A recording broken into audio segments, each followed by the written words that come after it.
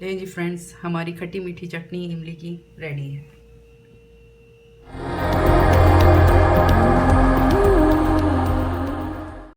अस्सलाम वालेकुम फ्रेंड्स, आज हम आपको बनाना सिखाते हैं मीठी चटनी, इमली की खट्टी मीठी चटनी, जो कि आप चना चाट में भी यूज़ कर सकते हैं और दही बड़ों के लिए भी।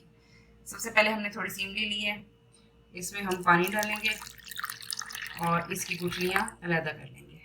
अब हमने इमली में से गुठलियाँ निकाल ली हैं और उसका पल्प हम ब्लेंडिंग जार में डालेंगे।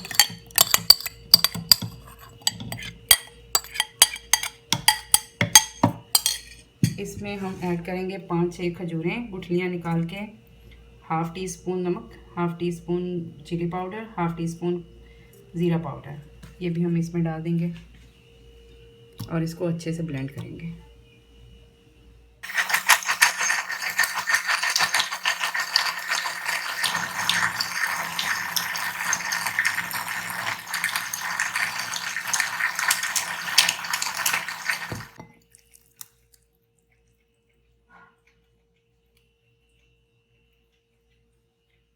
ले जी फ्रेंड्स, हमारी खट्टी मीठी चटनी इमली की रेडी है।